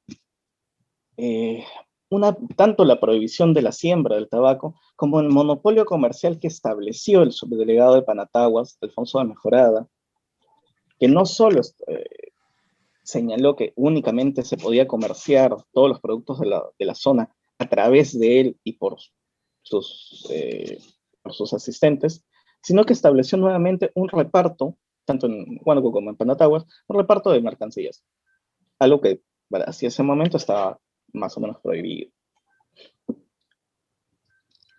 Volviendo para el caso de los criollos, y especialmente quiero centrarme en la élite local, estos, al perder estas prerrogativas que tenían de acceso a los cargos de esta burocracia virreinal, empezaron a relacionarse peor con los subdelegados, tomando en cuenta que en el caso de Huánuco y Panataguas específicamente, a pesar de ciertas prohibiciones, los subdelegados y sus allegados empezaron a casarse con miembros de familias de la élite local huanuqueña. Es bastante conocido que la familia de los llanos, otros hacendados de la ciudad, tenían muchas relaciones no solo con los alcaldes de la ciudad, no solo con los capitanes milicias, sino también con los subdelegados, con quien habían establecido relaciones incluso matrimoniales. Al encontrar en la rebelión justamente un espacio de vacío de poder, creo yo y considero, y esa es la hipótesis de trabajo, que encontraron justamente la ocasión perfecta para retomar ese poder perdido y a la vez recordarle a las autoridades centrales, en este caso directamente al virrey Abascal, que eran ellos los más adecuados para mantener el control dentro de las regiones. Y no estas autoridades que habían venido desde afuera. Por ejemplo, ocurre el caso del subdelegado de Huánuco, Diego García, a quien el intendente de Tarma le exige que le dé explicaciones de su comportamiento al abandonar la ciudad, lo cual el subdelegado únicamente dice que se vio sobrepasado por la cantidad de los rebeldes y que no supo cómo reaccionar frente a ello. Hay que tomar en cuenta también, y es importante creo esto, y es algo que sí considero que es necesario investigar más, que es el rol que tuvo la organización militar del virreinato, no solo en el caso de los criollos, sino también en el caso de los indígenas. Me refiero específicamente a los enfrentamientos bélicos que tienen, especialmente en los dos enfrentamientos ocurridos en Ambo, pues las estrategias militares que llevaron a cabo no se explican sin un entrenamiento previo. Y no se explica tampoco que, por ejemplo, 10 años después, más o menos, se tenga la suficiente cantidad de personal para formar un batallón y ponerlo a disposición de campañas entre medios y sobre todo de las campañas que empezó a establecer Otero. Hay algo importante en para finalizar un poco rápidamente, y es que esta rebelión aparentemente no tuvo un impacto más allá justamente de esta reacción militar posterior. Y es que ocurren dos fenómenos que no se han considerado mucho. Y es que en noviembre del año 1812 se inició el proceso de elección de diputados a Cortes en la ciudad. Un proceso corto que en realidad terminó en octubre del año siguiente y al final no se pudo mandar a nadie en realidad. Pero es que ya la ciudad empezaba a desarrollarse con normalidad. Ya los subdelegados volvieron todos a sus puestos, Los criollos mantuvieron igual sus privilegios recortados. Y para el año 13, en febrero del 1813, justamente en el aniversario de la toma de la ciudad y el saqueo, a medianoche se tocan las campanas de la iglesia mayor y la ciudad amanece llena de pasquines recordándole a los subdelegados y especialmente al subdelegado García que había ocurrido, que lo que había ocurrido el año anterior y que no estuviera tan tranquilo. El subdelegado inicia una investigación sobre el tema y pone unas guardias para que vayan a patrullar la ciudad por la noche, pero al final no termina en nada. La rebelión de 1812 que ocurrió en Panataguas y en Huánuco afectó a estas subdelegaciones que componían este antiguo corregimiento de manera desigual, pero lograron influir lo suficiente para crear un clima que 10 años después lograr que se conformara un batallón, uno de los primeros regimientos nacionales durante todos creados en este proceso independiente. Si bien esta realidad no se llegó a concretar, es decir, esta expulsión de las autoridades españolas de parte de los indígenas, y que los criollos volvieron a ser desplazados, sí se creó una idea de cambio en esta sociedad que fue bastante difícil de modificar. No es por nada que justamente Crespo y Castillo, en una de las conversaciones iniciales que tiene con justamente uno de los jueces de aguas de la ciudad, señala de manera bastante adecuada, creo yo, que este ya era otro tiempo y que las cosas no iban a volver a ser de la misma manera. Muchas gracias. Muchas gracias, Gonzalo. Y para no salir de Huánuco, vamos a escuchar ahora a Eliseo Talancha Crespo, del Instituto Peruano de Derecho Ambiental y Patrimonio Cultural, que nos va a exponer la historia del coronel Eduardo Lúcar y Torre, biografía política de un actor regional de Huánuco entre el virreinato y la temprana república. Adelante, Eliseo. Muchísimas gracias. Muy buen día con todos en este bicentenario de la patria. Quiero alcanzarles un fraternal y cordial saludo de mi primaveral y leonesca ciudad de Huánuco. Quiero compartir algunas reflexiones a manera de avances de lo que va a ser mi tesis de maestría en Historia en la Universidad Nacional Mayor de San Marcos. Y es en torno a las mutaciones, los cambios de comportamientos que se han experimentado en el proceso de la independencia de Huánuco a partir de la actuación de la biografía de un personaje emblemático como fue Eduardo Lúcar y Torre. En la historia regional de Huánuco, la biografía y actuación política del coronel Eduardo Lúcar y Torre representa el tránsito entre el sistema colonial tardío, el proceso final de la independencia y la iniciación de la república. La reconstrucción de la trayectoria militar de este personaje nos permite acercarnos a la mutación sobre los cambios y pensamientos de los pobladores de Huánuco y la región central del país en el proceso de la extinción de la dominación española, la proclamación y jura de la independencia de Huánuco, la consolidación de la independencia del Perú y la inauguración del nuevo gobierno republicano.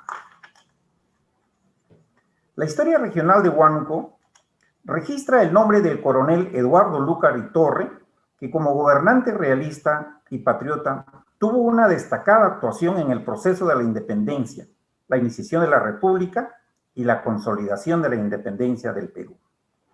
En la narrativa oficial de la independencia nacional es completamente desconocido el papel que desempeñó Eduardo Lúcar y Torre como subdelegado del partido de Huánuco en el sistema colonial tardío, el rol que cumplió en la proclamación y jura de la independencia de Huánuco, habiendo sido elegido el primer gobernante patriota, y además el rol que desempeñó en el reclutamiento de tropas y milicias que participaron en las decisivas batallas de Junín y Ayacucho.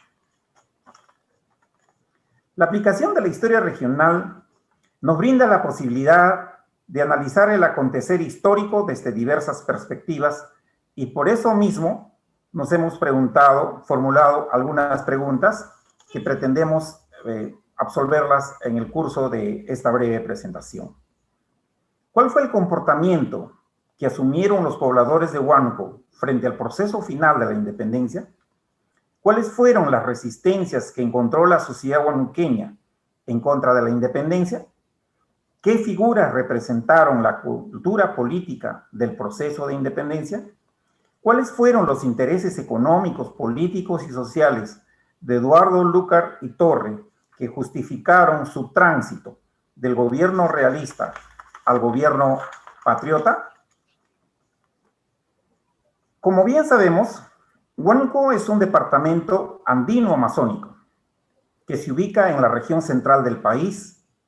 Durante toda la dominación española y los inicios de la República, la ciudad de Huánuco en dirección al oriente era una zona fronteriza selvática impenetrable y hacia el norte era un corredor que permitía conectar a los pueblos de Ancash y Trujillo. En consecuencia, Huánuco tuvo una ubicación estratégica, de allí que dentro del proceso de la independencia y la iniciación de la República, Huánuco tenía esta privilegiada posición que tanto el ejército realista como el ejército patriota tenían vivo interés en tomar. Desde el punto de vista económico, Huánuco era la despensa de esta parte central del Perú. Dentro de la economía regional, Huánuco proveía ropa, coca, tabaco, aguardiente y otros productos de pan llevar, especialmente a los grandes asientos mineros como el de Cerro de San Esteban de Yauricocha, en Cerro de Pasco, Huallanca, Huancavelica y otros lugares de la región central del país. Los principales actores de la economía de Huánuco estaban representados por los hacendados agrícolas y ganaderos que abastecían al mercado regional y virreinal. Dentro de estos hacendados, obviamente que figuraba nuestro personaje Eduardo Lúcar y Torre.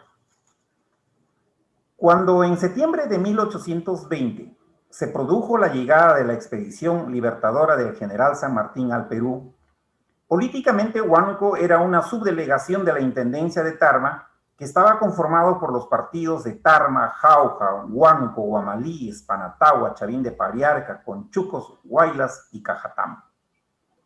El partido de Huánuco se encontraba conformado por tres doctrinas: Huánuco, San Miguel de Huácar y Santa María del Valle, y además los pueblos anexos a la capital del partido.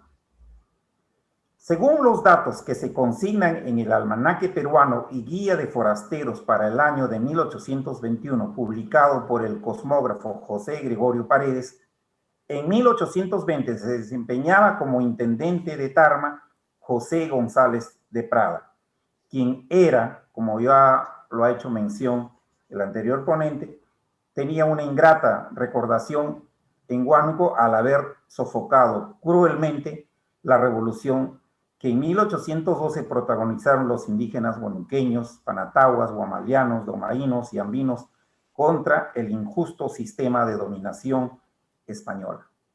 En ese contexto, políticamente, quien se desempeñaba como jefe, como gobernante en el partido de Huánuco, era precisamente nuestro personaje, Eduardo Lúcar y Torre.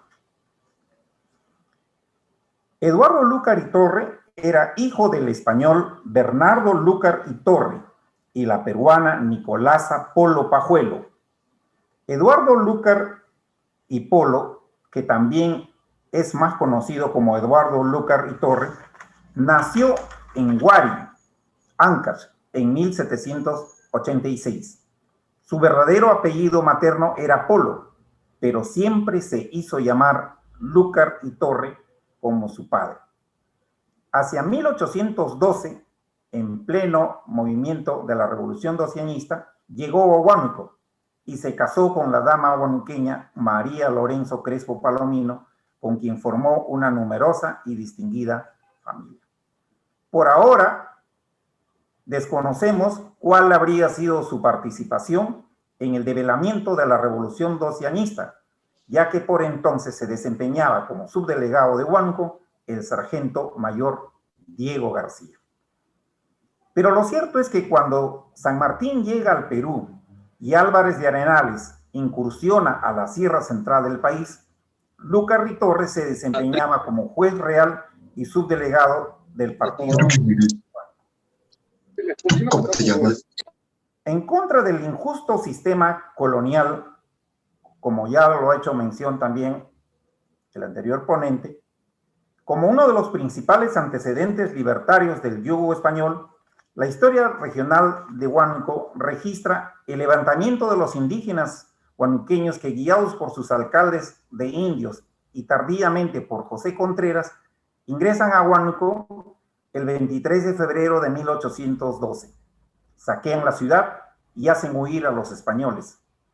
Conforme anota José Barallanos en su monumental Historia de Huánuco, el subdelegado García informaba al intendente de Tarma la relación de los europeos que fugaron en su compañía, entre los cuales figuraban el coronel Pedro Antonio Echegoyen, sargento mayor Domingo Fernández, capitán Ignacio Prado, subteniente Jorge Durán, entre otros.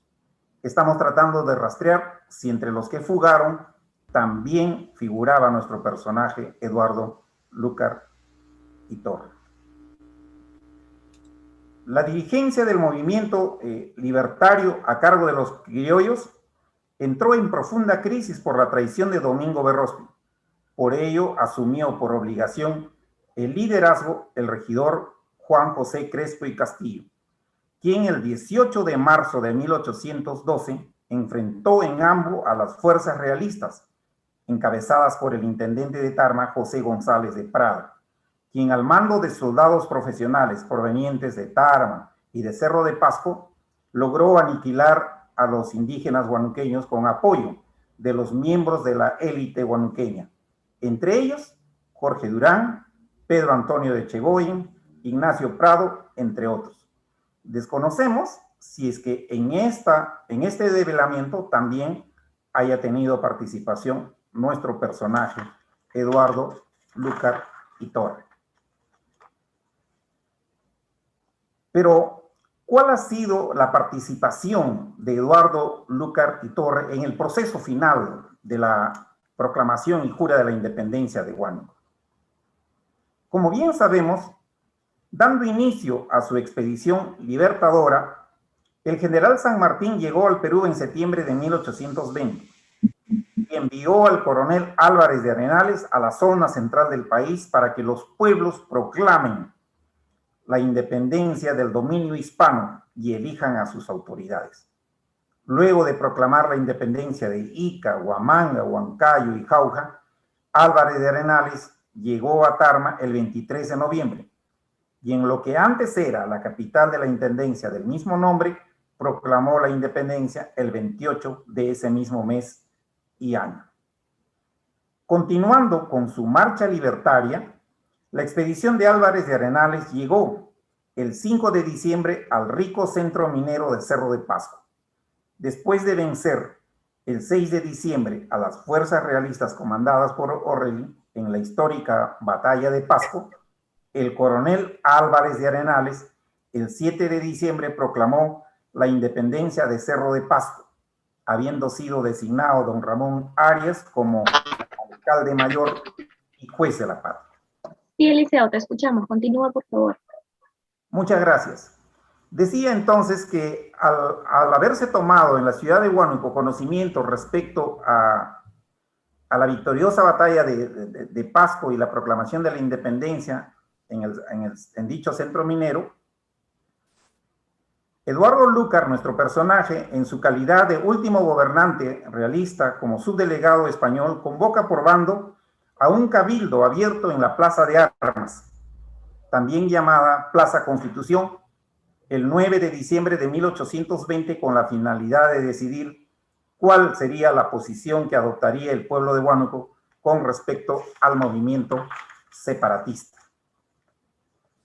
Conforme se desprende del acta del 9 de diciembre de 1820, Los cabildantes huanuqueños por mayoría se pronunciaron a favor de la independencia y designaron al capitán Ignacio Prado y José de Abarca para que comuniquen a Álvarez de Arenales que el pueblo huanuqueño había decidido liberarse del dominio español. El propio Lúcar y Torre, en un posterior informe del 28 de junio de 1821, refrenda y recuerda los acuerdos que se habían adoptado en dicho cabildo. Pero a estas alturas convendría preguntarnos, ¿cuáles fueron los intereses políticos y económicos que motivaron a que la mayoría de los miembros del cabildo y vecinos notables de Huánuco se pronuncien a favor de la independencia? ¿Cuáles fueron los intereses políticos y económicos que llevaron a asumir al subdelegado Lúcar y Torre posiciones peculiares y contradictorias frente al proceso de la independencia? ¿Cuál fue la participación de los sectores indígenas en la proclamación y jura de la independencia de Huánuco? ¿Cuáles eran las reivindicaciones que enarbolaban los grupos de poder y los pobladores indígenas frente a la independencia? En lo que fue la parte final de su primera incursión exitosa a la Sierra Central del Perú, Álvarez de Arenales tuvo noticias que el pueblo de Huánuco ya había decidido plegarse a la causa patriota. Y es por ello que, siguiendo las instrucciones de San Martín, se conformó con enviar 2 representantes para que públicamente se reconozca, proclame y jure la sagrada causa de la independencia en esta ciudad. Y además, en la comprensión de las doctrinas o curatos que se tenían, esto es en Huácar y Santa María del Valle. Tenemos que ir terminando, Eliseo. Correcto. La más completa y documentada narración del pronunciamiento de Huánuco por la libertad de Huánuco corresponde al ilustre jurista e historiador huanuqueño José Barayanos en su monumental Historia de Huánuco. A la luz de los hechos y documentos libertarios, el proceso de la independencia de Huánuco revela una compleja y contradictoria mutación en el comportamiento de los actores sociales. Se trata ciertamente de una trascendental acción política en que la mayoría de los grupos de poder español de la élite huanuqueña decidieron abrazar la causa patriota por temor a las acciones militares frente a una posible presencia del ejército patriota y sobre todo de la incursión de los pobladores indígenas que estaban en contra de los europeos. Habida cuenta que habían pasado apenas 8 años de los trágicos sucesos de la Revolución Docianista. Los vecinos de la ciudad de Huánuco, que en muestras de fidelidad a la corona española en 1812 habían ayudado a sostener el régimen colonial, ahora en 1820 aparecían alentando la instauración del gobierno republicano. En el proceso de la independencia, el comportamiento de la élite huanuqueña osciló desde la adhesión al régimen colonial, sofocando la revolución docianista, hasta un convenido apoyo a la causa patriota con el evidente propósito de conservar sus privilegios, sus posiciones. El cambio de discurso y acción de los miembros del grupo de poder huánuco obedecían a conservar sus propiedades. En el caso particular del subdelegado Eduardo Lúcar y Torre, su designación como juez de la patria y posteriormente primer alcalde de Huánuco pone al descubierto que su actuación obedeció a su interés de conservar su poder político y económico en la región. Estas son algunas mutaciones en la cultura política de los actores de Huánuco que podemos advertir a raíz del comportamiento que adoptaron a lo largo de este proceso final en la independencia de Huánuco, en la que nuestro pueblo ha tenido una decidida participación, sobre todo en la consolidación de la independencia nacional, al proveer no solamente los recursos humanos, como la conformación del batallón Huánuco, sino también los recursos económicos para el sostenimiento de las tropas, por ser precisamente un corredor fundamental para unir a los pueblos de la región central del Perú y el norte. Y en todo esto, pues, ha tenido una destacada actuación el coronel Eduardo Lúcar y Torre, quien más adelante se convierte en prefecto. Gracias, Eliseo. Muchas gracias. Pasamos rápidamente a Elar, que el tiempo nos ha ganado. Adelante, Elar. Va a exponer Elar de la Universidad San Agustín de Arequipa. Tiene una ponencia titulada Apresados, ejecutados y desterrados, la historia de una conspiración para independizar al Perú en 1805. Adelante, Ella.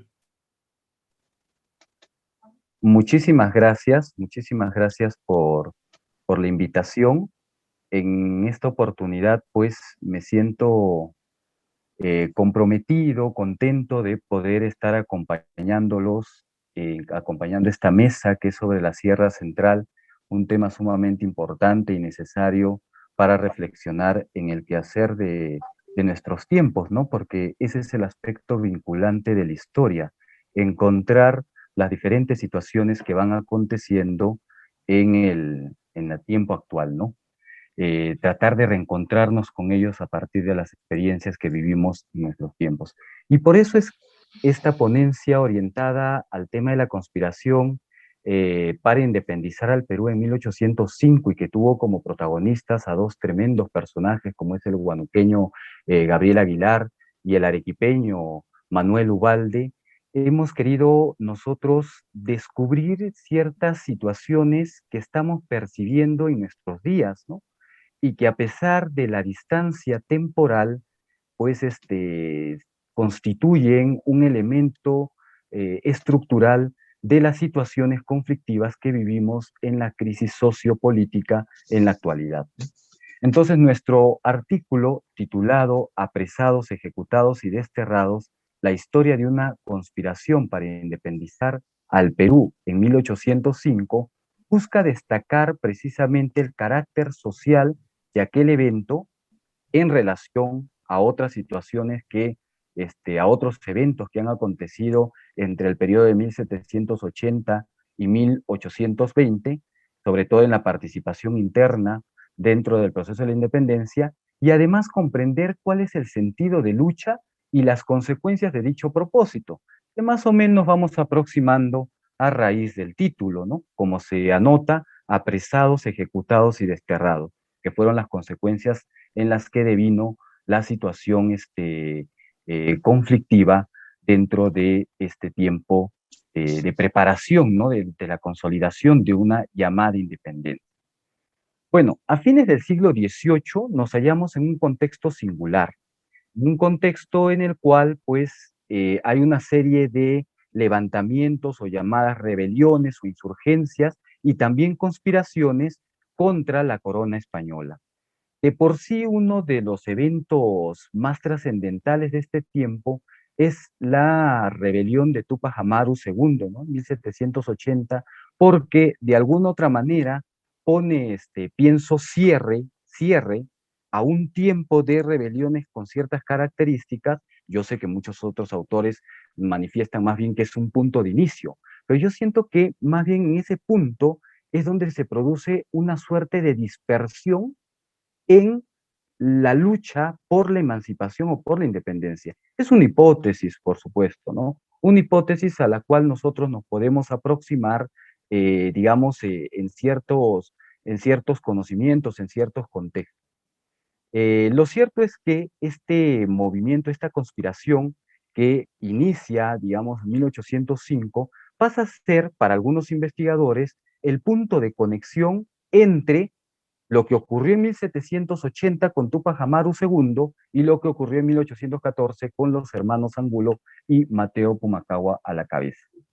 Por el contrario, nosotros creemos que más bien son situaciones que si han anotado una suerte de continuidad, es expresada a través de ese gesto, digamos, de perseguir o constituir una independencia, pero que no necesariamente el sentido de lucha ha sido compartido, ¿no? Y basta ver digamos, la situación paralela que tenemos en el caso de Túpac Amaru con Mateo Pumacahua, pero lo mismo se produce con el caso a propósito de la conspiración de 1805, que si bien no llegó a consolidarse como una insurgencia, sí fue un evento que anota precisamente, no sé si una suerte de dispersión, ¿no? Dentro de esta lucha, ¿no? Para poder extender un poco más esta explicación, es importante saber lo siguiente. Aguilar y Ubalde eran dos personajes que frecuentaron buen tiempo y en 1805 se vuelven a conectar. Eso está ampliamente narrado en un texto que ha escrito o ha dilucidado Durán y Luis Durán.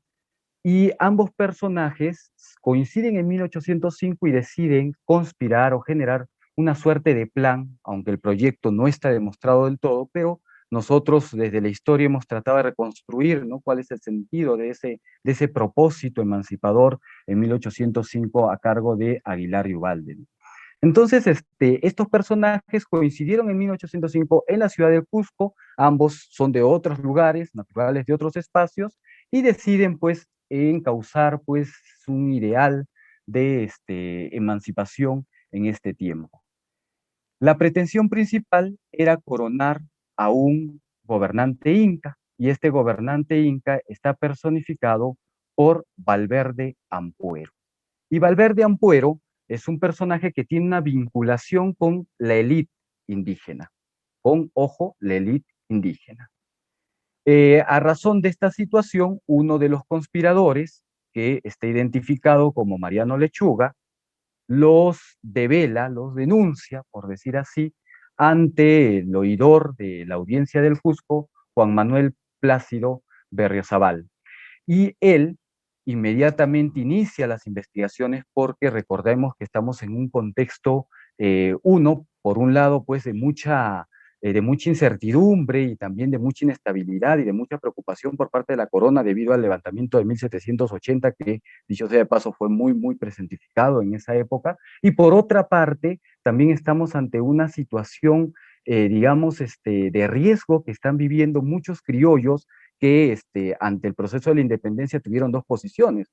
Por un lado, o se resistían, digamos, a una suerte de independencia por el riesgo que significaba una nueva forma, digamos, de gobierno, y preferían para ello tolerar las situaciones con la corona hispana, pero por otra parte, también tenemos a muchos criollos disidentes que con todas sus preocupaciones, con todas sus ansiedades, deciden enfrascarse en esta marcha o en esta lucha o en estos eventos a razón de la independencia, ¿no? Entonces, bajo este contexto es que estos conspiradores están generando un plan, pero Mariano Lechuga, imagino que por una serie de temores, decide develar, ¿no? Develar el plan. Y al develar el plan, de una manera muy anecdótica, por eso viene lo de la célebre conspiración de 1805, Lechuga se ofrece a dar prueba, porque no le creían al inicio, ¿no? Entonces se ofrece a dar prueba y fingiéndose enfermo, llama a su casa a Ubalde, y Ubalde le cuenta, pues, ¿no? Ahí revela muchos de los planes que se tienen en contra de la corona y la idea de coronar a un gobernante inca. Eso ocasiona que inmediatamente se le siga un proceso judicial a todos los personajes que estaban implicados. Y al final terminan pues siendo sentenciados, Aguilar y Ubalde específicamente ejecutados. Ahora, ¿qué hemos observado? Y para ello voy a compartir brevemente una imagen que nos ayude a comprender un poquito más esa situación. A ver, no sé si se observa, me van avisando por favor si se observa. ¿Se logra observar? Todavía no. Ahora sí. Sí, excelente, Sí. muchas gracias, muchísimas gracias. Bueno, hemos hecho una tabla que ofrece los movimientos, sobre todo con participación interna, es decir, llámese peruanos participando, ya sean indígenas o criollos, de los diferentes movimientos, ¿no? Tanto antes de la conspiración de 1805 como posterior a ella, ¿no? Y aquí podemos observar algunas categorías que resultan interesantes y que las traigo como propuesta, porque esto sobre todo es una propuesta, ¿no? Una propuesta de análisis, una propuesta de investigación. Veamos. El primero es el evento, comprender que hay conspiraciones y hay insurgencias que no se puede, digamos, generar una continuidad bajo ese sentido, porque en ambos aspectos hay una construcción diferente, ¿no? Una construcción no solo terminológica, sino metodológica, etc. En segundo orden, por eso es que hemos colocado esta categoría para diferenciarlos, en segundo orden tenemos el carácter social, que es si el movimiento era predominantemente indígena o predominantemente criollo, ¿no? De acuerdo a la naturaleza de sus participantes y también de acuerdo a la naturaleza del espacio y de las pretensiones de cada uno de estos conspiradores. A mí me llama mucho la atención que cuando se estudia los temas, digamos, de los movimientos insurgentes en esta época, por la lucha o las luchas o las guerras por la independencia, no se anota específicamente o en esencia cuál es el sentido de esa lucha. Bueno, en la generalidad entendemos que es el logro de una independencia, pero la manera de interpretar esa independencia no es la misma, no es la misma. Y eso sí, en algunos casos, está esclarificado, o es más claro, más detallado, pero en otros no se tiene precisión y se narra de una manera muy romántica, como si se tratara pues de un logro genérico y en el cual todos apuntan al mismo lado, ¿no? Al mismo sentido, cuando no necesariamente era así. Y ahí vienen las discrepancias en las que yo por lo menos doy a conocer a través de este trabajo, ¿no? Muchos coinciden en coronar, por ejemplo, a un rey nativo. Ese es el sentido de lucha, ¿no? El sentido de lucha, coronemos a un rey nativo, reivindiquemos a un rey indígena. Pero no todos van a coincidir en cuál debe ser ese perfil de rey indígena. Ese es un aspecto que por lo menos quien les habla, con toda la humildad del caso, no ha encontrado, ¿no? No he llegado a encontrar un perfil que se establezca. Y creo que en este tiempo estamos llamados a reivindicar esas situaciones que son por demás curiosas y pienso necesarias para entender que sí hubo una suerte de personalismo, que sí hubo una suerte de discrepancias, algunas ya están anotadas, eso es cierto, pero bajo otras líneas, bajo otros enfoques, ¿no? Pero lo cierto es que nosotros estamos llamados a observar que esas dispersiones que se vivieron en aquella época están presentes también en nuestro tiempo. Los actores son diferentes, los tiempos son distintos, pero sí no hay un afán que nos hable de construir una sociedad unificada. No hay un sentido que pueda reunir todos esos enfoques hacia un puerto que en generalidad es pues lograr el bienestar común de toda la ciudadanía, sino más bien que habían sectores que pugnaban por sus beneficios o por coronar a quien creían el más idóneo, pero no necesariamente recogiendo a partir de un consenso las demandas de los otros sectores. Eso es lo que hemos observado, ¿no? Y este sentido de lucha nos permite, digamos, aproximarnos a esta idea, ¿no? Algunos tienen como una suerte de pretensión la toma de una región, ¿no? No hay una visión, no noto o no percibo que exista una proyección general que vaya más allá de la toma de una región, por lo menos no en una suerte de planificación, no hay un plan trazado que pueda, digamos, ampliar esas fronteras, ¿no? Esas fronteras que a veces se han dado en este tiempo, que bueno, la exposición de la doctora Nuria definitivamente nos ha planteado este tema de cómo va el tránsito en los aspectos geopolíticos, ¿no? De este tiempo. Y es cierto que lo que se hubiera esperado de este tiempo es pues llegar a consensos, ¿no?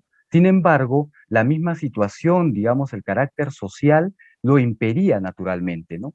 El tema de un sector de criollos, el tema de un sector de indígenas, y eso es pues herencia viva de la época colonial, con estas llamadas repúblicas, recordemos, todos recordemos las repúblicas, una república de españoles, la república de indígenas, por ahí Antonio Zapata hablaba de una tercera república de negros, esclavos, etcétera, ¿no? Y dentro de estos grandes grupos hay muchos otros sectores más definidos y distanciados entre sí, ¿no? Entonces, eso ha ocasionado que las luchas por la independencia naturalmente sean dispersas, que no estemos pues en una suerte de comunión para conseguir, digamos, un logro general, un logro que puede identificar a todos los peruanos.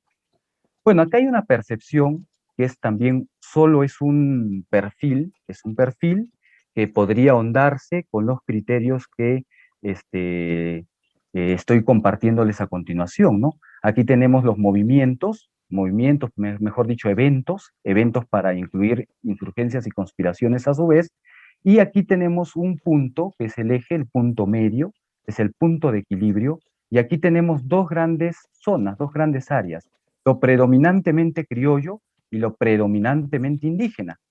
Y hemos tratado de categorizar cada uno de los eventos desde la rebelión de los plateros en ese mismo año, en 1780, con Tupac Amaru, después Próximo, digamos, y hasta 1818 con las conspiraciones de Gómez y otros.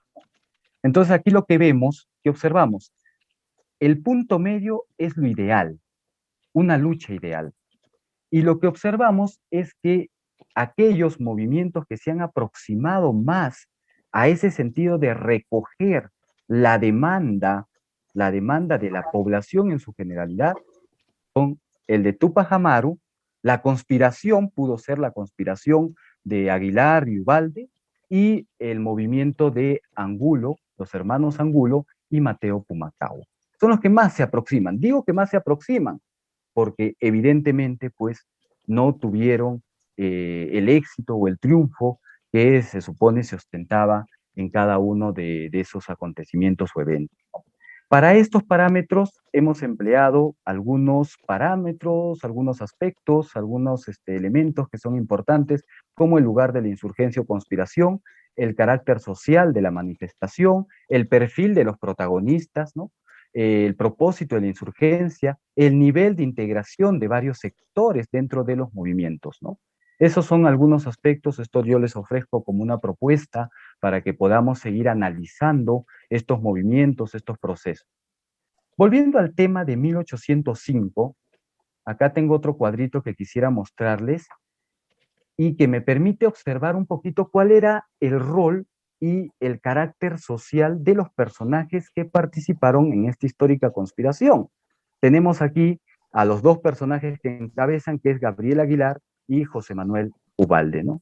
Y ambos pues venían de una clase media, media acomodada incluso, tenían recursos, y por eso es que el carácter de este movimiento pasa a ser predominantemente criollo. ¿Por qué no usamos criollo o indígena de manera cerrada, esas categorías? Porque naturalmente la participación y el involucramiento de diferentes sectores nos ha ido, digamos, configurando en un carácter social que puede ser múltiple o variado, pero eso sí, podemos anotar que hay ciertas predominancias en ambos aspectos, ¿no? Pero en naturalmente, va tirando hacia el lado criollo, ¿no? Entonces aquí vemos a todos los personajes involucrados, desde un curaca, por ejemplo, Diego Cusihuamán, un abogado como fue Marcos Dongo Camanejo, ¿no?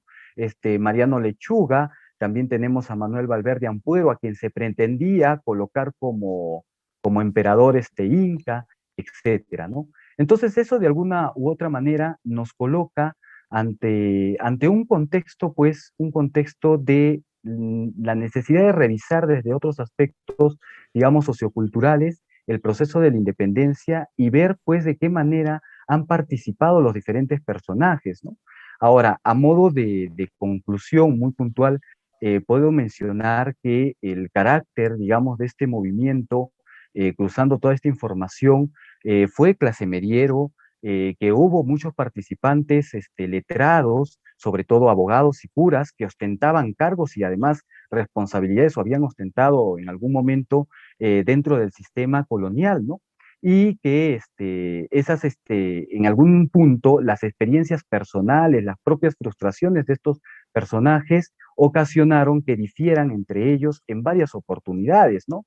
Entonces percibimos en ese sentido una falta de consenso entre los mismos conspiradores, entre el mismo Aguilar, entre el mismo Ubalde, y por eso es que también se desglosa pues esta develación por parte de Lechuga, ¿no? En ese momento, por los temores también que implicaba ese tipo de eventualidad en una situación tan impredecible como es el año de 1800, ¿no? Son los años de 1800. Ahora, también debemos destacar... Vamos terminando, Heller, vamos terminando. Excelente, excelente. También debemos destacar que el sentido de lucha no estuvo plenamente consolidado en este movimiento y que tampoco sería en todo caso muy riesgoso pretender de que ha dado continuidad a los movimientos anteriores. ¿Por qué? Porque cada movimiento, cada evento tuvo su propia naturaleza y esa naturaleza es dada propiamente por sus protagonistas, tiene que ver con sus protagonistas. Y los protagonistas tienen o comprenden un sentido, digamos, en razón a sus personajes, ¿no? A sus características, a sus dificultades. Ubalde, por ejemplo, era una persona que en ese momento, en 1804, está un poco limitado económicamente.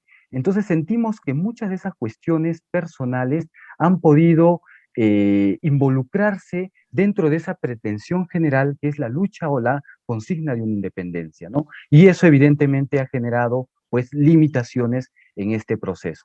Bueno, Gracias. está de más mencionar otros aspectos, es sumamente interesante, es larguito el tema, pero adelante quizás podrán contar con esta ponencia para poderla leer con calma. Muchísimas gracias.